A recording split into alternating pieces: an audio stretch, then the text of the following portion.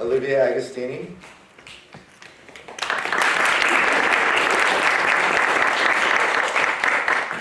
Delaney Conserva.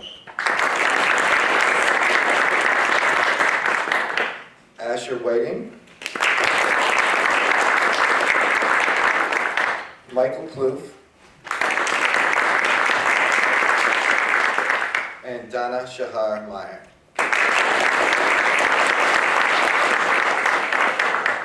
And with their second poems, the poet is Olivia Agostini.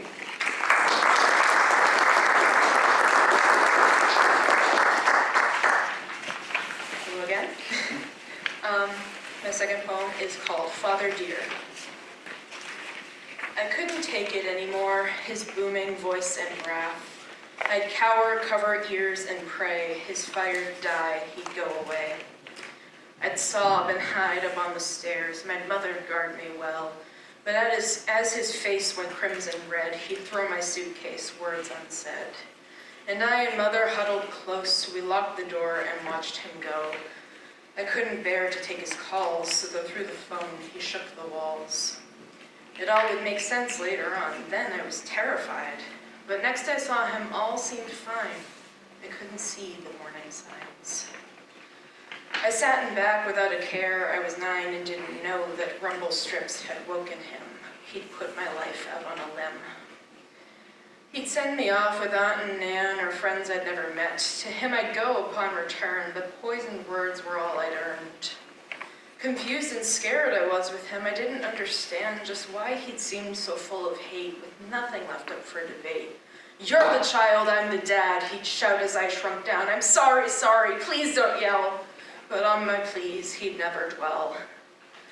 That day my visit stopped, I'd called my mom in frightened tears. I told him bye, I love you, Dad. He looked away, was seething mad. I told my mom I loved him still, but asked don't send me back.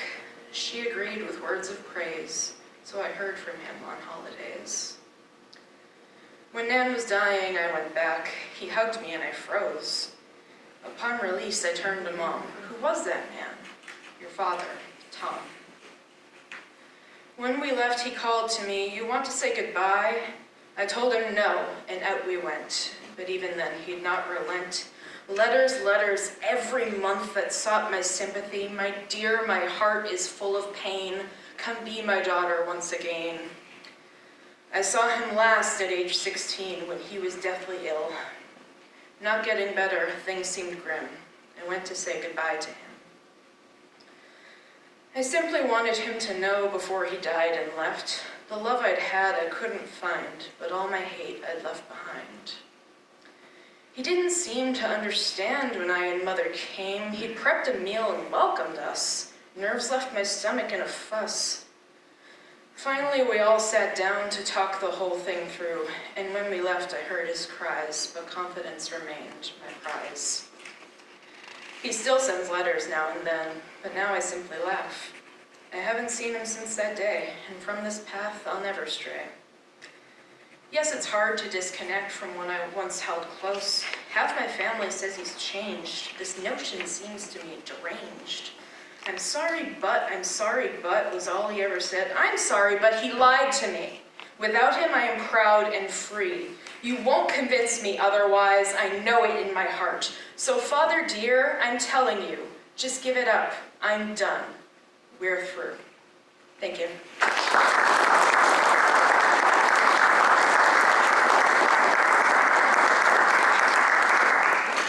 Thank you very much for sharing that. That was a very powerful poem. Our next poet. Well, judges are good to go. Yeah, just going to give them a second here. All right, how about a poem? So, I grew up in foster care and didn't have a lot of support and everything, but as I was going through elementary school, I was winning spelling bees. And I was just, without practice, without anything, I was just winning. So I got up to about 4th grade, and I would win the district and then go to Faneuil Hall.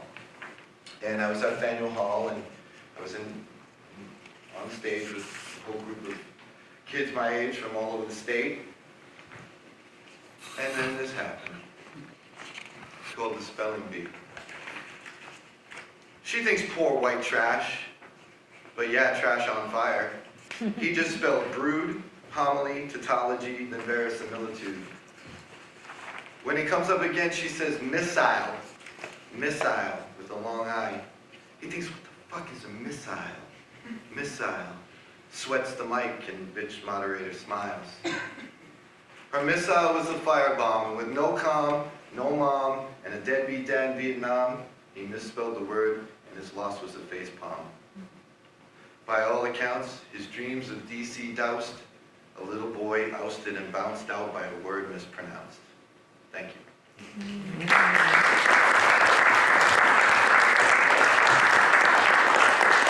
All right, next up, Delaney Conserva.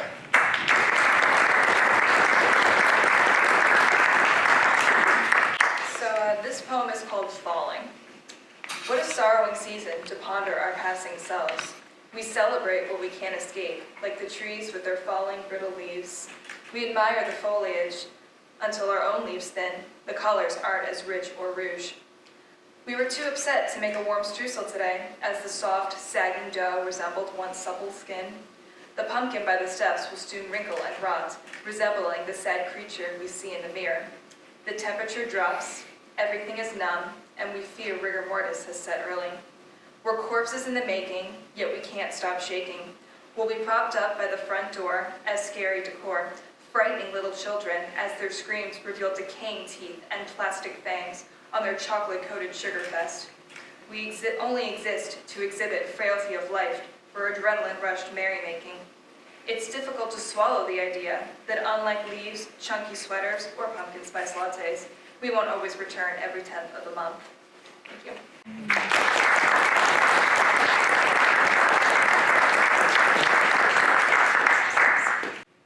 So our next poet, our number 3 is, and this is in no particular order right now, Asher Whiting.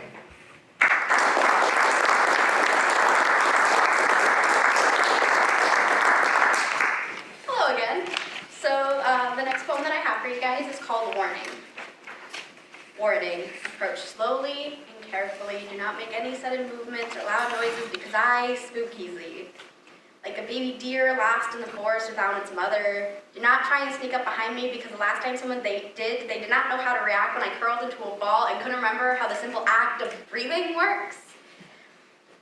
Warning.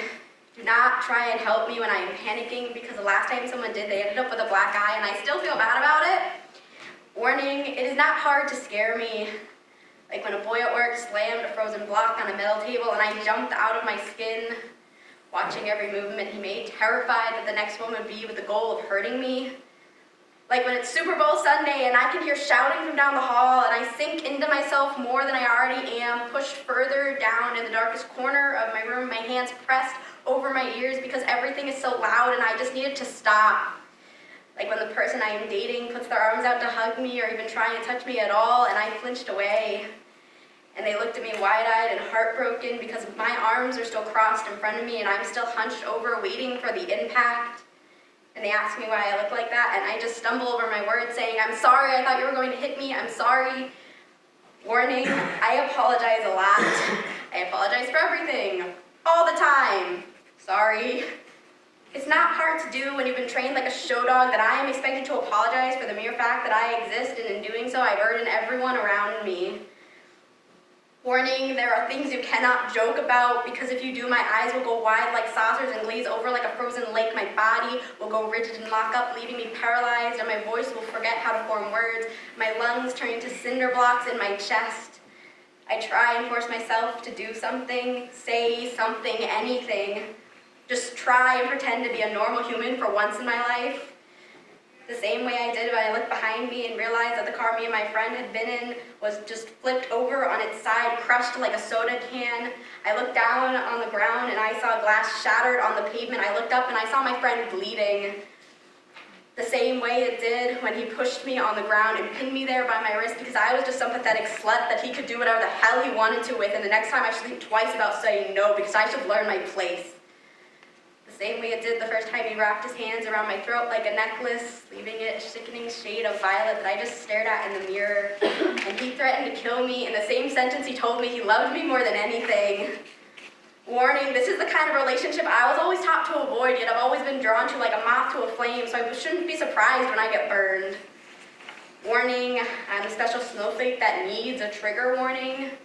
Warning, I'm the girl your friends tell you not to date because she has daddy issues. Yeah, I have daddy issues because my dad stopped speaking to me when he found out that I was not straight and I am not his perfect little girl anymore.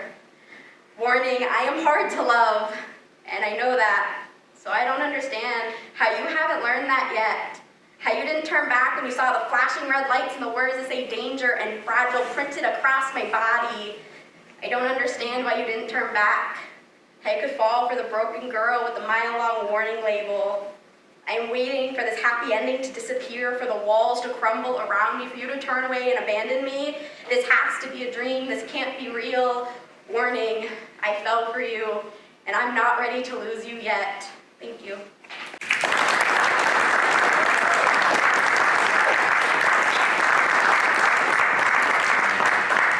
Very nice. Okay, our next poet, Michael Plouffe. '"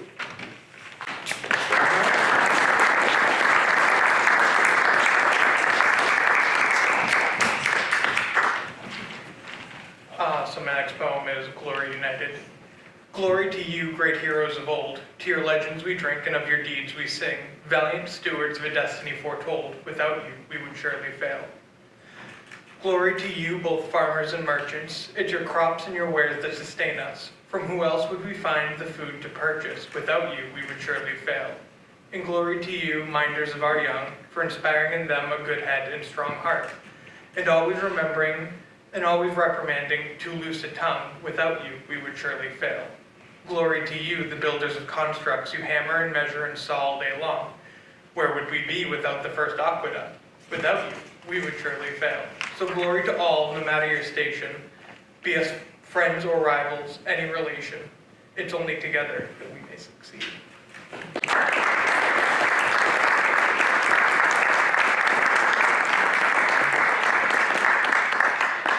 Very nice, thank you. Thank you for doing that. Okay, got our last one. Waiting for the judges to catch up a little bit. So, coming up to the mic next, we have Donna Shahar Meyer.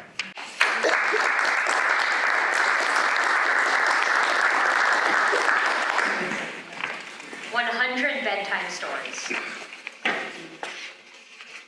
I have written her 100 bedtime stories. One story for her favorite stuffed animal, the tattered elephant with a truncated ear she named Rosa, after her PBS Kids History Hour idol. One story for that tree in the backyard. Nothing special, really, except her plastic yellow swing hangs still from its branch. One story for her favorite brand of toothpaste, Double Yum Bubblegum with sparkles. 20 stories for her baby teeth with an addendum ode to the first grown-up tooth, brave enough to peek up and get a glimpse of its new surroundings. 2 for the matching scrapes on her knees from her first bike ride tumble. 2 for those glorious toddler years when she would pick up the dictionary and shake it so that all the words scrambled and nonsense fell out. 5 stories, 1 for each of her favorite Disney Channel stars. 3 for her radiant performances of the Nutcracker with her ballet troupe. Just 1, the sole tear this brave girl let escape after her first bee sting. Another for the mirror through which she made funny faces at me. 1 for SpongeBob because she wouldn't have it any other way. 10 for the number of girls at your last birthday party because Madison couldn't make it. 5 for the high five you gave me before you hopped on the bus for the last time. 5 for the number of friends you used to play with. 3 for our heartbeats, her grandmother, her mother, me. 2 for our heartbeats, her, me. 1 for my heartbeat. 2 for your beautiful, unshaded, blue-green eyes. 19, for the number of friends you lost. 7, for the year since I last saw you. 4, for the number of pictures of you on my desk. 3, for the year you found your spunk. 2, for those moments it was just us. 1, just for me, to make it through the night. And none, the blind bullet that found you in your first grade classroom before I could read you these stories.